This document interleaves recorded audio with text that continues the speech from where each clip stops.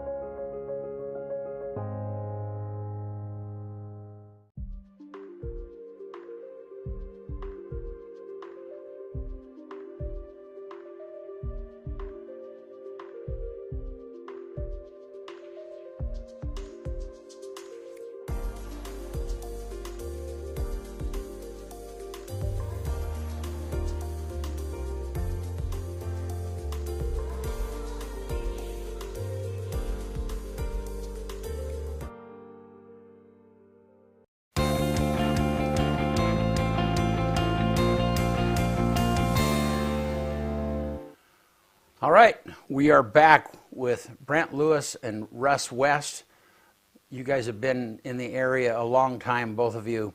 And today we're going to talk about you guys too, but we're talking about the Wallowa Mountains Hales Canyon Trails Association.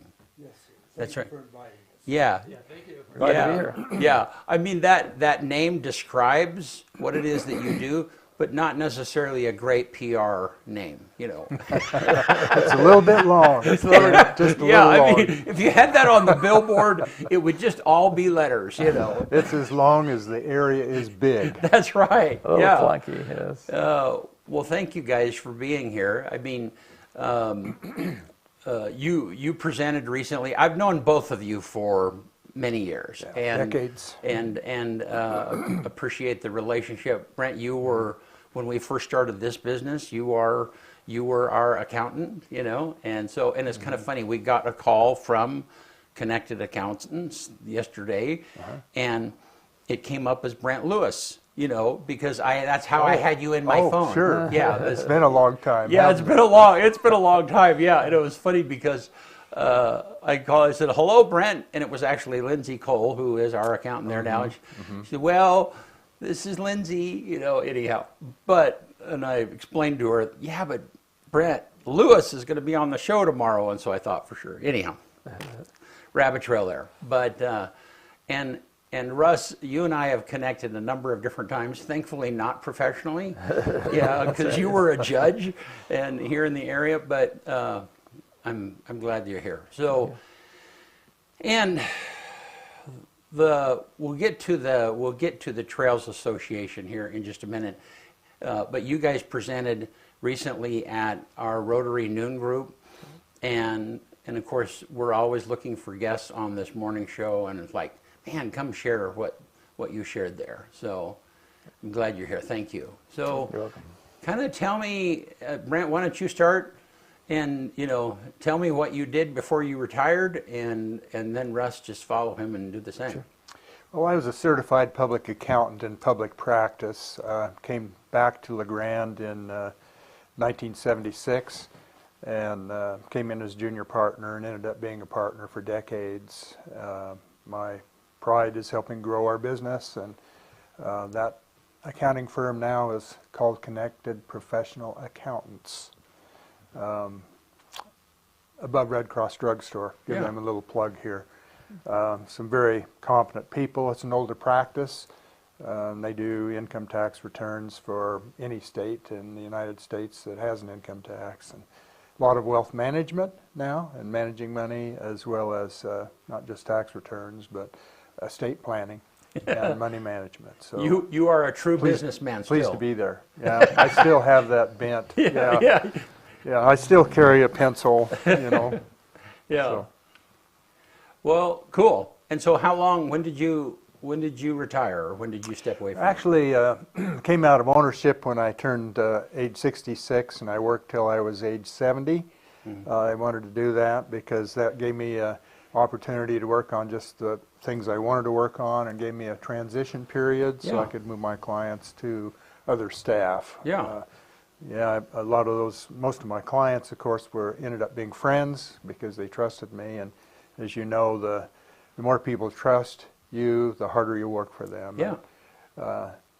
And, I miss my clients, I do, but I'm very active, and that's why I'm in the Willow Mountain Hills Canyon Trails Association, recruited by my good friend Russ, whom we met when he first came to LeGrand. That's right. Yeah. So, Russ, tell me your story. Well, my story is I grew up in Montana and spent a lot of time in the Bob Marshall Wilderness, 1 million acres, packing and hunting and fishing in Glacier National Park. So my dad taught me how to pack, and just loved the wilderness.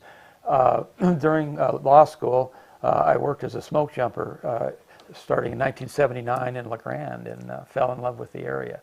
As a smoke jumper, I learned to run a chainsaw and use crosscut saws. When we jumped in the wilderness, we usually took crosscut saws to cut down the trees. So that's where I really got involved in that. I went on to become the district attorney for Union County for 18 years. Really enjoyed that. Two of the things I'm proud of is starting the Victims Impact Panel. That was all DUI. People convicted of DUI had to go through that to educate them about the dangers of drinking and driving. And I also was involved in starting the Union County Drug Court. And so that was another program that I'm proud of, and that I carried on when I became judge, because that was the next stage in my career. In 2002, I was elected Union Wallowa County Circuit Court Judge, and did that for 15 years. Wow. So drug court was really an important part of that job, and I really enjoyed helping people get off drugs and alcohol and becoming productive citizens. And, so that was really a gratifying part of my job. Another thing I was involved in was getting the funds from the legislature and from the county to build a new courthouse. So that process it took about 6 years, but we finally got a new courthouse built in 2016. The old one was in pretty bad shape. Well, the old one was an old hospital, so it was Right, yeah, you just found space, right? right. Yeah. Yeah, so we needed a new courthouse. I retired in 2018, but carried on as what they call a Plan B judge. So I filled in sort of like a substitute teacher for 5 years, 30 days a year around the state, filling in where judges were sick or on vacation. But I became very involved in volunteer work and found out about the Trails Association and got involved in that in 2019. My wife is also involved in it. She comes along and not only works on the trail, but she cooks for our crews. So she is part of the team. Yeah. Well, cool. And Russ, you and your wife have you've done a lot of trips around the world. I mean, right. I think I've seen you give reports about those too. And I mean, so you're avid. I mean, talk about that for a minute, because that's sure. Pretty cool. Yeah. I have some friends that like to climb, and so in 2012 we decided we wanted to try to climb Mount Denali, Mount McKinley or Denali, whatever you want to call it. And in 2013, that was the 100th anniversary of the first ascent of Denali, and so we got to climb it that year. There was 5 of us, and we trained hard and didn't hire a guide. We guided ourselves, and we had good weather. And we made it to the top in 2 weeks, and that's the tallest mountain in North America. Wow. Since then, we've climbed 2 more of the so-called 7 summits. The 7 summits are the highest peak on each continent. So in 2017, we climbed the highest peak in South America, Aconcagua, and then 2019, we climbed Kilimanjaro, which is the high point of Africa. So we love to climb, and those were just wonderful adventures. So. Yeah, and before we get, and you had a ski competition this, you just came back from that, right? Right, yeah, I was up in British Columbia skiing. I like to ski race. I do both classic cross-country skiing and skate skiing, which is almost like, it looks like you're ice skating on skis. But, yeah. So I did that and competed in my age group, and I was able to win my age group. So that was a lot of fun. So, well, that's awesome. Well, cool. All right. Well, so Brent, why don't you tell me about Wallowa Mountain, Hells Canyons, Wallowa Mountains, I think we decided, right? Trails Canyon Association. Yeah. And yeah, let's start with the. If I start with just a little bit of history. Yeah, give me some, In the 70s, probably before, maybe a little bit after that, the United States Forest Service had a focus on keeping trails cleared, so the general public had adequate access into the Eagle Cap Wilderness area. They actually hired trail crews that would be, they were livestock supported, and they would be out 10 days and in 4, out 10, in 4. It was seasonal. I would say very late spring into the early fall. But as time went on, and at the same time, the Hells Canyon National Recreation Area was being formed. As time went on, due to budget constraints, shift of money, and so on, these trail crews went away. And in 2025, there was only one seasonal person hired by the Forest Service. That would be like a 120-day season. 20 of those days would be administrative. You would have maybe 100 days in the field, but it takes 2 people to pull a big crosscut saw. Yeah. As time was going on, and I should add to that, back to the Hells Canyon National Recreation Area, it was formed. And so this individual was hired for the Wallowa Mountains and for Hells Canyon. Hells Canyon has like 800 miles of trail, and Eagle Cap Wilderness, what, 300-400, Russ? 450, yes. A lot of trails, a lot of down trees. The job of these people that were hired and the diminishing crew was to go in and in the spring and maintain trails, which means removing downfall across trails, Okay. fixing washouts, Okay. doing what we call tread work, which would be water bars to prevent washouts, a lot of brush work. Yeah.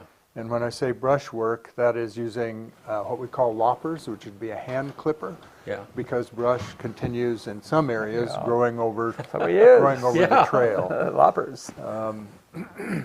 But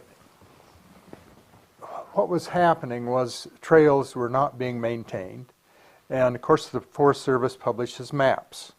And the maps show the trails in the Eagle Cap Wilderness Area and the Hills Canyon National Recreation Area. And so when you look at a map, the assumption is that, well, I can go from this point to this point. But as you can imagine, when people on some of these trails would plan a trip, they couldn't get through, especially with livestock. A lot of pushback came to the Forest Service, and so the Forest Service, not having the money to maintain trails, started dropping trails off the map. That's kind of backwards management. Right, and so yeah. that's another reason that our association was formed. Prior to 2017, there were a number of individuals in the Forest Service. I don't know their names, so I can't tell you. There were 3 people in particular from the private sector that could see the need for this association, and they formed it in 2017.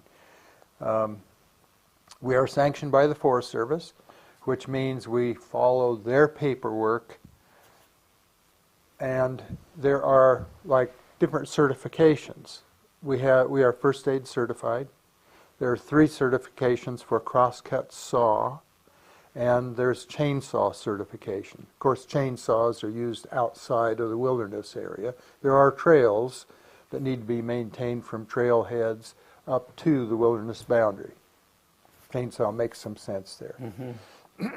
It's important that we are sanctioned by the Forest Service, because as long as we are, meaning we have proper leadership, proper training, proper planning, and the Forest Service has approval on all the trails we work on, and that's formed in the winter and periodically through the year.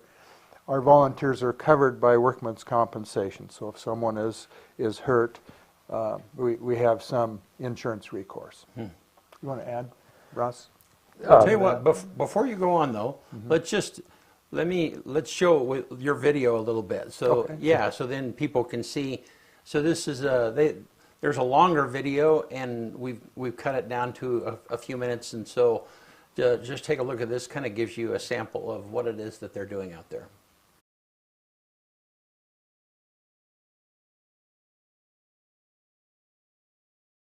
Okay, go for it. It isn't started. It's getting close soon.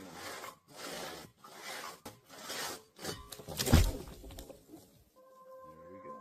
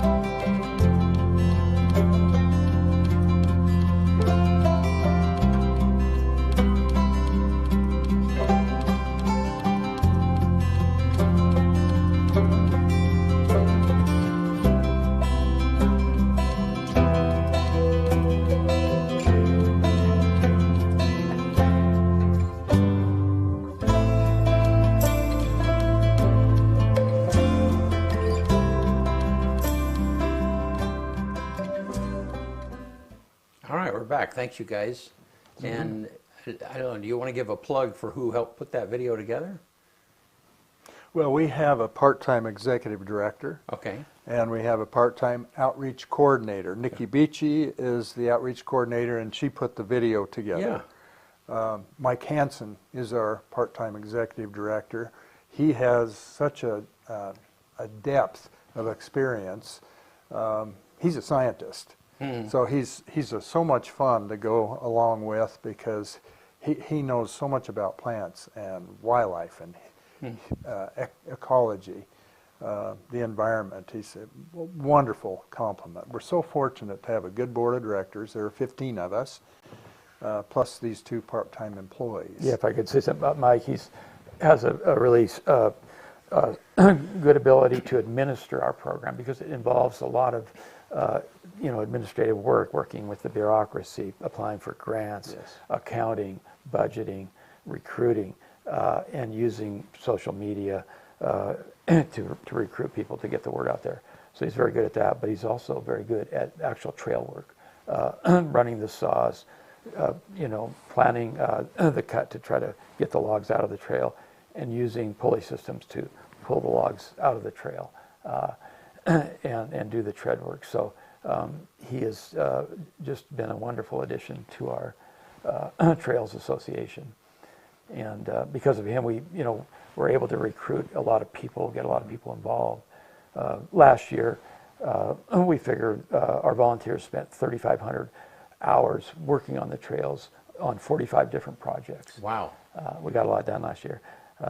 We cleared 2,000 miles of trail, 300 miles of trail.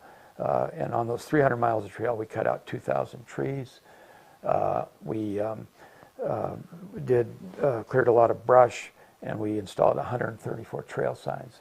A lot of those trail signs are, either got burned up in a fire, they have just, fallen apart due to age or been stolen by thieves.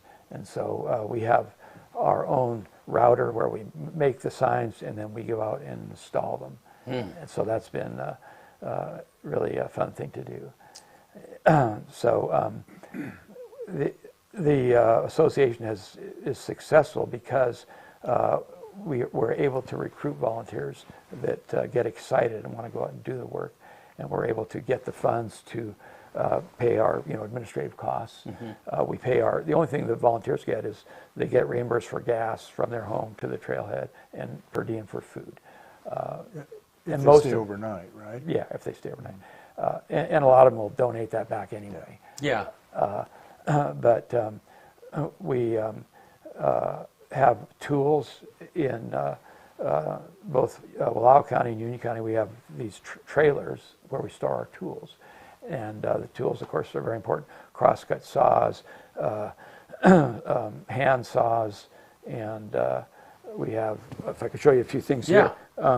So we have the bigger crosscut saws, of course, and then we have smaller saws. We get a lot of work done with these folding saws. This is, we call it a big boy saw, and it only cuts when you're pulling it towards you, but it's really effective. And why is that important that it cuts just in one, when you pull or push? When you pull. Okay. Yeah, it's just the way it's sharpened. It's, okay. But it is kind of the new generation of saws, and it's really a good tool. Here's a little bit shorter one, Corona saw.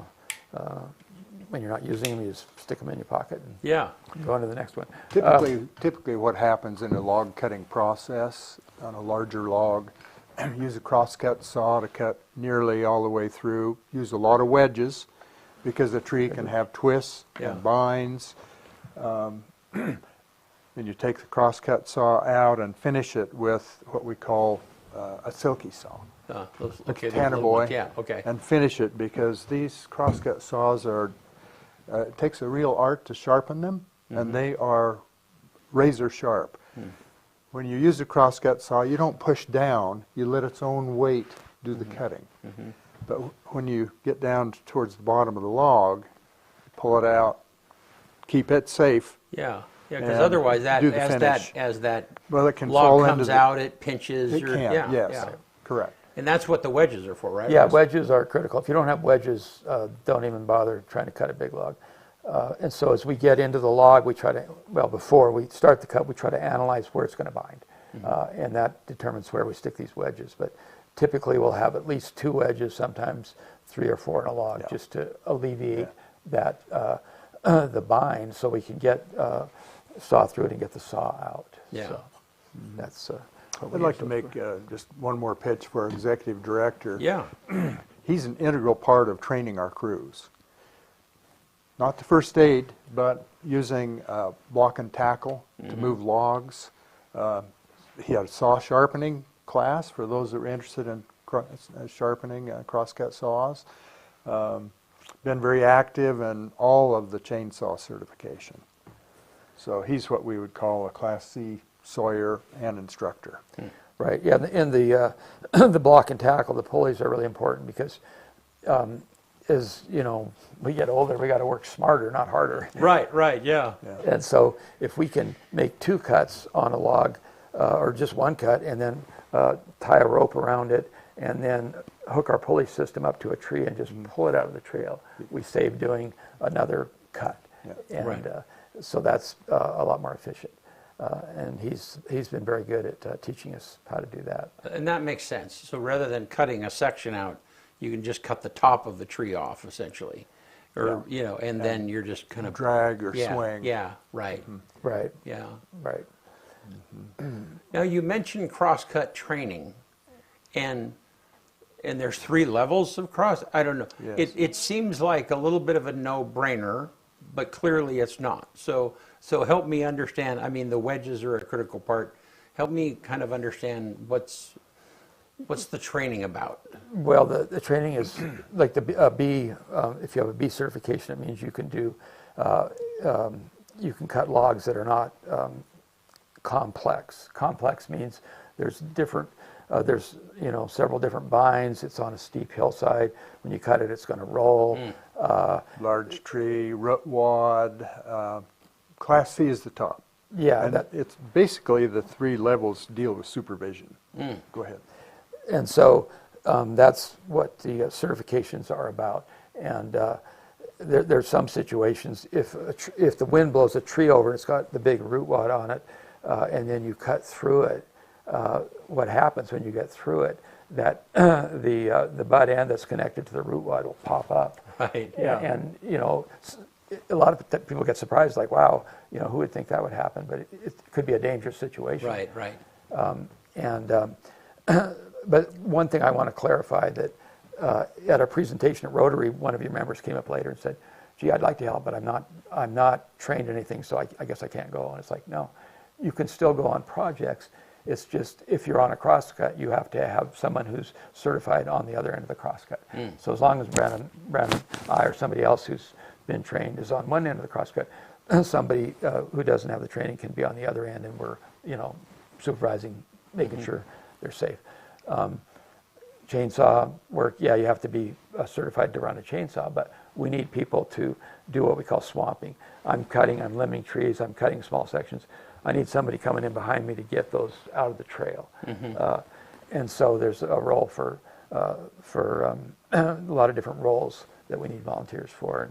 And the training is nice, but it's not required. So. Yeah, and I mean, you and I were talking. I grew up in Wyoming, and we hunted in the Yellowstone area, Sure. just outside of that, and the Tetons, and I mean, and as a kid, I didn't even think about maintaining the trails. Right. I mean, because when I got there, they were open, Right. But I remember one particular year, we were a little earlier than what we had been normally, and I mean, there was down timber, and we had horses, and there was down timber everywhere. And I mean, every time there was a down tree, we would have to find a way around it, or if it was low enough and the horse could step over it. But I mean, it doubled or tripled the amount of time that it would have taken to get through that trail. Yeah. Right, and it's dangerous for your Yeah, stock. You know, right. they can get injured, they can get cut. Right. And so it's all, you know, it's about the safety of the stock and the riders. And Yeah. yeah. So,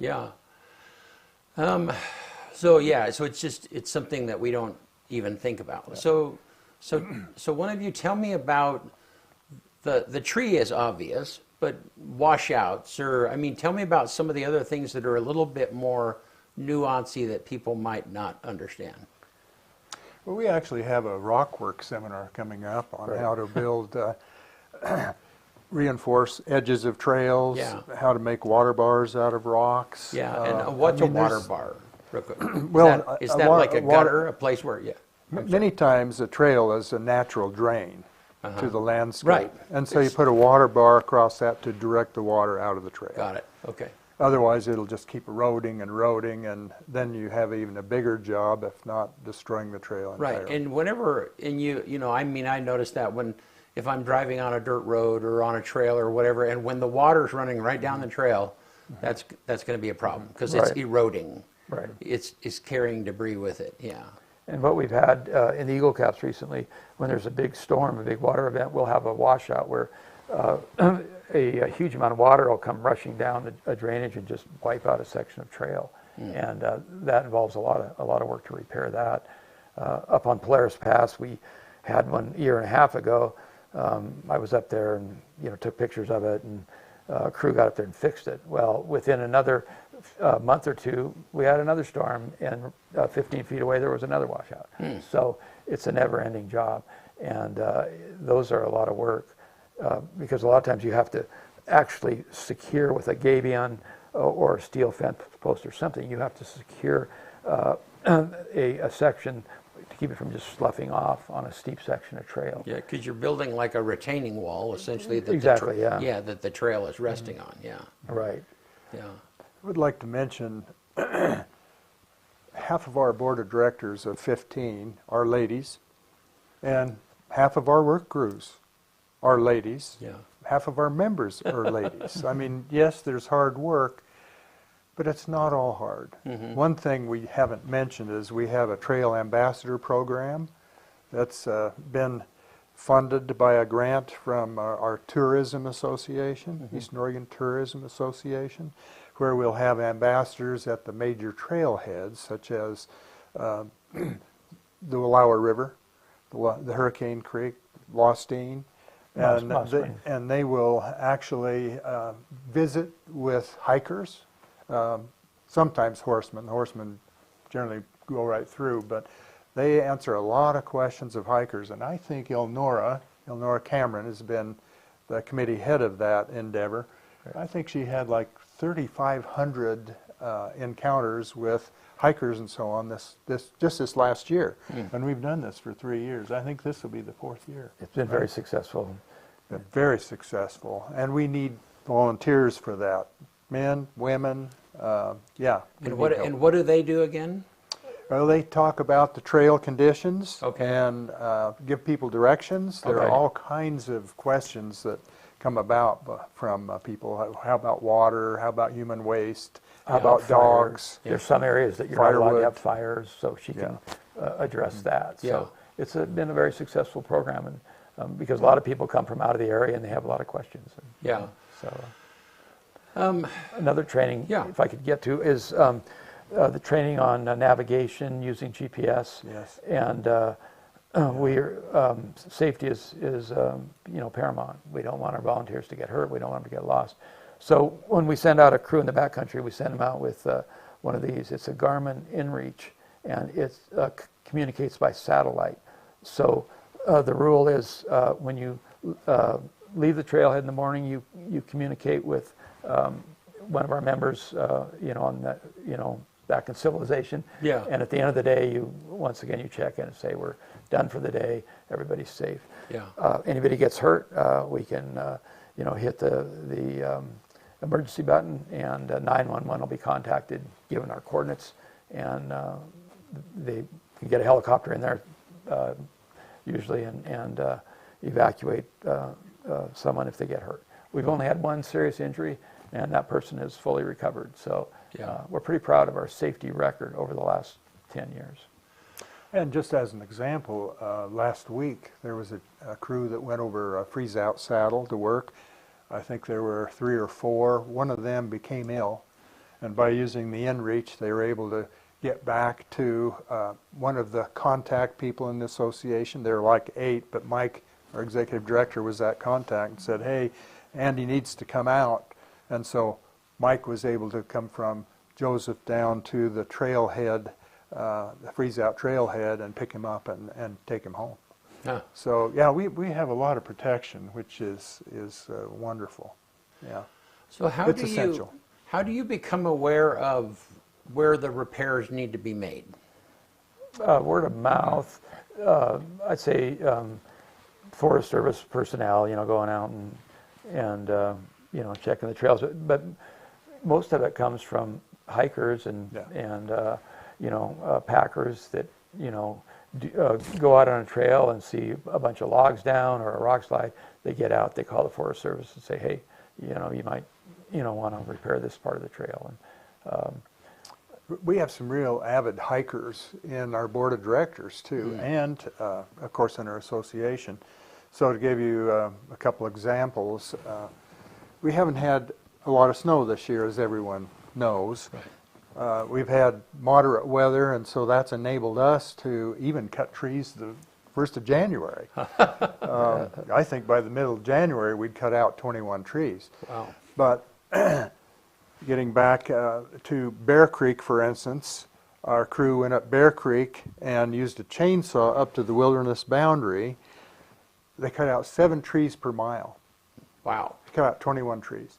Then on the East Fork of the Lostine, there was a crew that went in there this last weekend, 25 trees.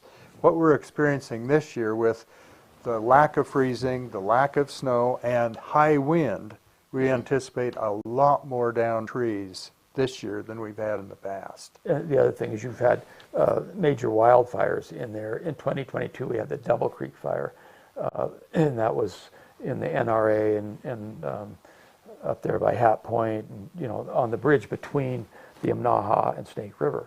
It burned a lot of trees. And so 2 weeks ago, Mike and I went up and cut out trees from the freeze-out saddle trailhead up to freeze-out saddle. And we cut out 12 trees in 2 miles. So Wow. there was a lot, and a lot of those were killed by the fire, so that you just have, standing dead trees that are, can be a major hazard in a windstorm, that got, the top would get blown out of them, and we had to cut them out of the trail. A lot of those trees are yet to fall because those fires weren't that long ago. Double Creek, I'm going to say, 3 years ago, 2022. burned basically from Hat Point past Lord Flat, through that top and through some of the major drainages, the freeze-out drainage is just being one. Cow Creek, Lightning Creek, the heads of those, and Horse Creek. That must have burned 20 miles. It did. And then the let's see, there was a fire in the head of the Imnaha. Mount Nebo. Mount Nebo. And so, those trees are burned, Right. and it won't take too many years, and they'll start falling like matchsticks. So. Ponderosa pine is a fire-resistant species, so if the fire isn't super hot, a lot of those big trees will survive. You'll see a big cat face, where they were burning and then the fire went out. But that Double Creek fire, in places burned so hot it just completely burnt the big trees in there. It was so hot it killed those big pines. It was incredible. 3 foot, 40-inch diameter pines with no limbs for 40 feet Wow. died because of the heat. Wow. And those will be quite a job to remove when they start falling. And you removed a couple there the other weekend. That was a chainsaw area, thank heaven. Yeah, we like using chainsaws. Now, so go back for a minute, Brent, and talk about, so how does a lack of snow or it being drier, how does that make the tree more likely to fall? I mean, Well, of course, in the winter we have more wind Since we've generally than in since the we've had a summer. mild winter, does that make? But in does that some make of some of these areas, the trees are fairly shallow rooted because of the rock outcrops and rock okay, areas. don't have much root. Yeah. Okay, yeah. And then if the ground isn't frozen, Right. you take the wind, swings the tree, and loosens the root wad, and, Got it. and Okay. over they can go. If you don't mind, if I could talk about the trips just Yeah. a little bit. So when we talked about 45, 50 trips this last year, some of those are day trips. So our crew can pack their lunch and pack tools, hike in, from a do the trailhead. work, and come out. Some are overnight trips, and people will backpack their food, generally dehydrated food, their sleeping bag, their tent, and so on, go in, spend a couple of days, come out. But we have stock-supported trips, and Russ and I are both packers for our organization, and we have several other packers. Several from Wallowa County. There's one from Baker County. Those are for longer trips, and the idea of the packing is to pack the tools, the sleeping bags, the food, so our ground troops can walk in carrying water and lunch and arrive and everything is there. So We'll set up a base camp, 6 to 10 miles back in the wilderness, and then from that base camp we'll commute to different areas that need the trail work. And we'll do that typically for 4 or 5 days and then come out. So an example of that very thing, where we're in a little bit further and stock supported, Cartwheel Ridge, which is it wraps around the north end of North Catherine Creek. Basically a humped ridge. That was like a 6-day trip. Travel in day, travel out day, work days in between. Cut out 170 trees. Lackey Hole, which was from the head of the Little Minum that drops down into the main Minum, that was a 3-trip deal. Cut out 470 trees. That was ready to be dropped off the map. And one thing that we mentioned at our meeting before last was, we're doing really well in keeping up so far. We're gaining. How about we look at some of these trails that have been closed? Try to reopen. Yeah. Stay tuned. We'll see. We'll see. The government has to agree and all that, but we need to take care of our maintenance of what we have first. That's right. But there's possibility. So in the wilderness area, you can't have any mechanized. I mean, you can't even. So like when you're putting signs up, you can't even use a battery-operated drill. No. Is that correct? Correct. Hand drill and Yeah. ratchet to put in the. Which, I don't know.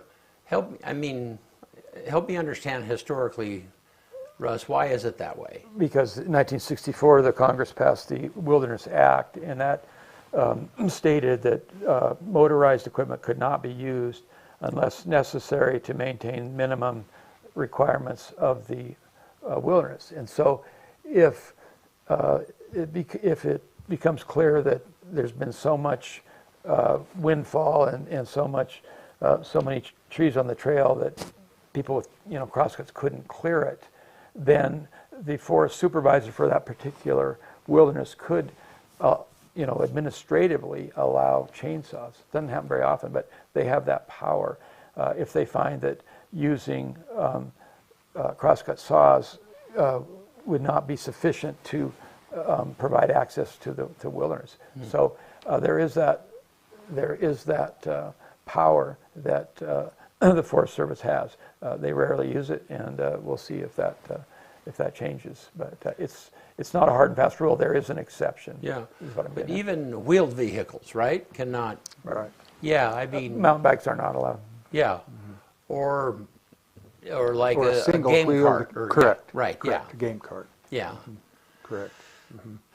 All right. So tell me about trails, and you do the signs. Tell me about the signs, Russ, and tell me about you have a router. I mean, tell me about that, because Right. Yeah, we got a grant, and so we bought a high-tech router that's has software, so you just program what you want the sign to say, and then we route out a piece of hardwood. It's usually what? Oak.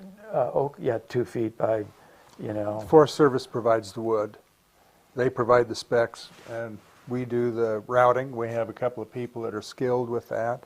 They do the routing, and then our crews pack those signs in and install them. right. And there's been a real need for that because of fires and just, the weather and the signs just fall off the trees. So the only caveat to that is that these signs, when they're in the wilderness, don't specify mileage. So if you're in, the lake's basin and there's a sign that points you to Minham Lake, which is over a little past, it's not going to tell you how many miles. It's just going to be a arrow. That's up to you. We're not, yeah, that's right. Yeah, you got to figure out the mileage. I guess your thought. It could say Wyoming, that direction. Yeah. I guess the thought is, with modern technology, with mapping and inReaches and phones, cell phones, and so on, maybe they felt that that wasn't necessary. That's a Forest Service rule, not our rule. Yeah. Forest Well, Service and it's I mean, the inReach, has been a valuable tool for many years. But I mean, just recently, T-Mobile signed a deal with Starlink. And so I mean, and now part of your plan when you go anywhere is you could be able to communicate with your phone or send text messages or whatever. Right. Yeah. So we won't even need these anymore once everybody gets on that plan. Yeah, but it's just changed so. I mean, it's just changed so quickly. It has. And but amazing. But still, I mean, there is, there's a certain amount of security.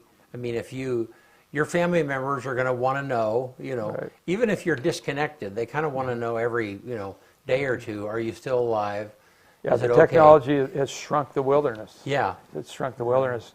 You can't completely rely on it because the batteries can go dead. You can have a malfunction. So we still want people to be able to use a map and compass. And, Map and compass. Yeah, Brent. One thing I'd like to say about our organization is that, many times you find the executive director ends up kind of driving the board.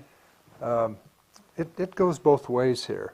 The board is driving the executive director, and the executive director helps drive the board. It is really a great association to be a member of because it's very proactive, forward-looking.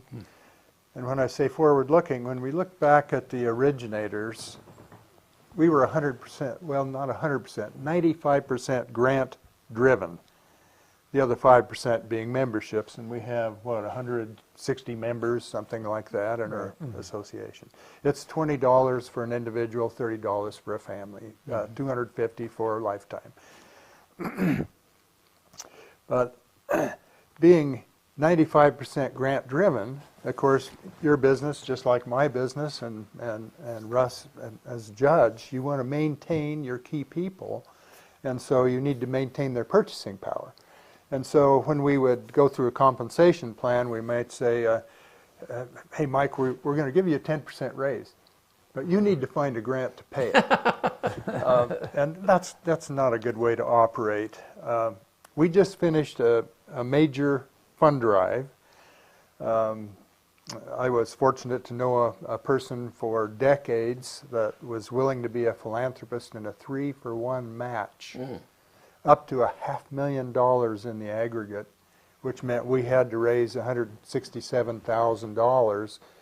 We did. in 2 months. In 2 months. We only had 2 months to do it. We did, and so we now have a $250,000 endowment, which we will draw 4% from every year. It may make money, lose money. You understand, everybody understands the market fluctuates, but we will take 4% per year, and that will cover our fixed costs. And that is approximately how much? About $25,000. Yeah.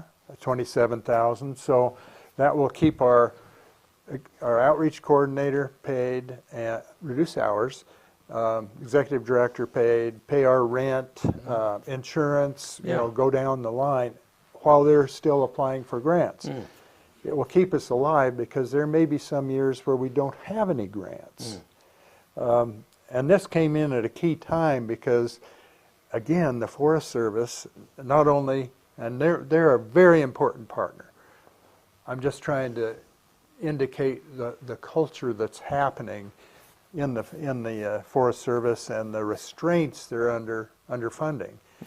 We used to have substantial grants. Well, for 2026, the grants are very, very limited. Even that is decreasing. So it was very important that we had this protection, so at least we could stay alive and not spend down to zero. It was a huge success, and it wouldn't have happened without Brent.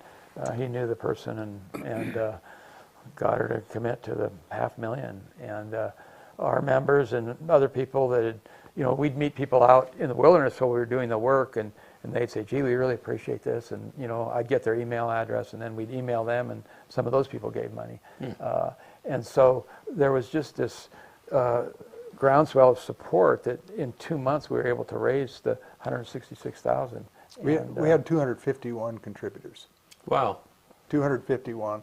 And one thing I think Russ and I are both proud of is this, the thrust of this started the 1st of September. And we ran a quick survey required by the philanthropist. We kicked the fund drive off about mid-November. We're trying to capture parts of 2 calendar years for income tax purposes, and the match ended January 31.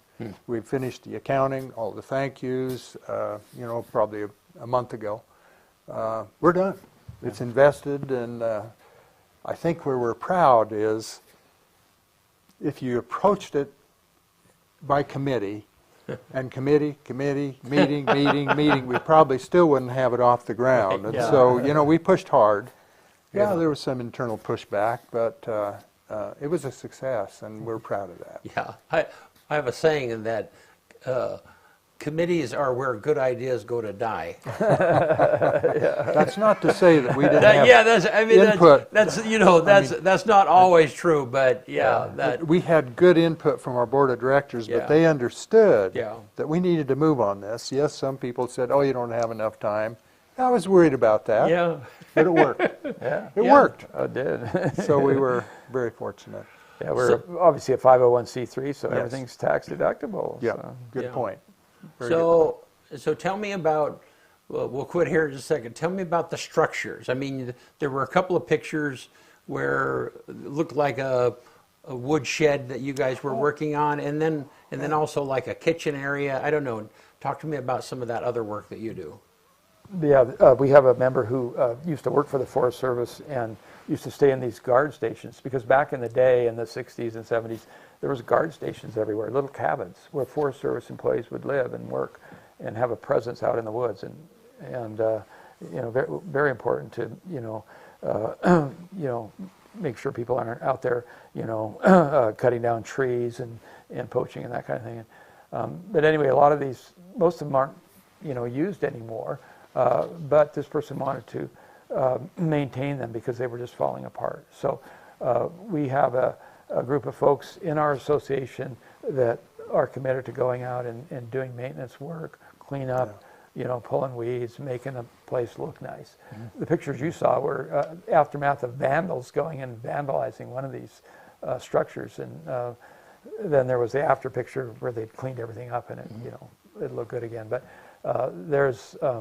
it's just kind of a never-ending task to maintain these structures, and that's what our folks do that are involved in that part of the organization. So. Yeah, facility maintenance is another effort, and the Forest Service has a lot of oversight on what we can do there. Bridges are a big, going to be a big focus. We're very proud of the BC Creek Bridge, which was 1.5 miles above the trailhead there at Wallowa Lake, and we fell a big fir tree, 36-inch fir tree, happened to be in just the right spot, cut it down with the chainsaw, winched it in position, and made a beautiful bridge. Thousands of people have crossed that bridge and had their picture taken because there's a waterfall behind it. It's beautiful. But 3 big rocks came down in October and smashed it into 3 pieces. So we no longer have a bridge there. It's right at the bottom of the chute, and they came right out of a rim way up there. And why us? So At least that's we weren't there when it hit. Yeah. And they've looked at rerouting, and just the rerouting of the trail just didn't make sense. That was the area. So it looks like it'll be, we've received a grant for a helicopter lift to move a tree from off-site to that, and I think that'll happen maybe 27. right. So there's always another project to work on. Job security. Yeah. So, well, before we quit, each of you tell me like your favorite moment or something funny that happened that kind of stuck in your mind, or I don't know. Do you have any memories? Something like that? Lots of memories. Yeah, I think building that BC Creek Bridge was sort of the high point for me. And I remember Forest Service employee John Holmbeek, who's a very good faller, was going to cut this tree, and he had to cut it in just the right position. And it was right above a creek that was, you know, if he fell, he'd fall 10 feet into the creek and get swept down the gully. So I insisted that he be put on belay. So I used my mountain climbing skills to, you know, rope him up, and so if he fell, he wasn't going to fall in the creek. So he got the tree cut, and it went right where we wanted it to. So That's awesome. One thing I've really enjoyed, I can't get away from that skill set that I developed over decades as a CPA. I have enjoyed working with the executive director and trying to strengthen our association through transparency to our board, so that they're more informed of where we are and what we need, and time frames and so on. I feel gratification there from being able to actually help in a volunteer way. Other favorite moments, I love being a packer. It gives me an opportunity to use my horse and mules, and I get so much solitude out of getting out and riding and seeing the country and camping, and a fire after you've worked a hard day. You know, it's a wonderful experience, and I think Russ and I would really encourage people that love the outdoors, please network with us. There are opportunities for you, and it doesn't have to be way back in the wilderness for a long period of time. It can be day trips. We're going to have several opportunities out of Moss Springs here for if people want to come up and help. We have a water project. We have 3 trails we're going to be working on. And so go to our website and sign up for a project. Yeah. And we need Moss help. Springs, Moss Springs is not, I mean, that's up above Cove. And Yes. I mean, from where we are in downtown LeGrand, you could be at the top of Moss Springs in a half an hour. Yes. Something like that. Yes. Yes. So- We need help. That's Yeah. And what is the website? Do you recall? Just that acronym, WMHCTA. Okay. Yeah, type it in, and it'll pop up, and it's very user-friendly. It has project maps, it has upcoming projects, it has all kinds of information. about the board, training sessions. I mean, Yeah. it's very, very thorough. So people You can can even see volunteer. this video. Yeah. The whole part of it is on So there. people could be in. They could also donate. They Yes. could donate and Yes. become a member, and Right. then their contributions are helping. That helps our keep it forward. operations. Yeah. We need money for operations. The grants are And just the somewhat numbers, tenuous. you know, the more numbers we have as far as members, that helps us with the Forest Service and Yeah. with our efforts. We cannot understate how important partner the Forest Service is with Yeah. us. That's right. I mean, they're under a number of restraints in funding, and our recreation people that we work with in the Forest Service are so important, and they're really trying to help us as we're trying to help them. So Yeah. it's been a wonderful relationship, and we intend to keep that strong. Awesome. Well, Brent and Russ, thank you so much for being here with me this morning.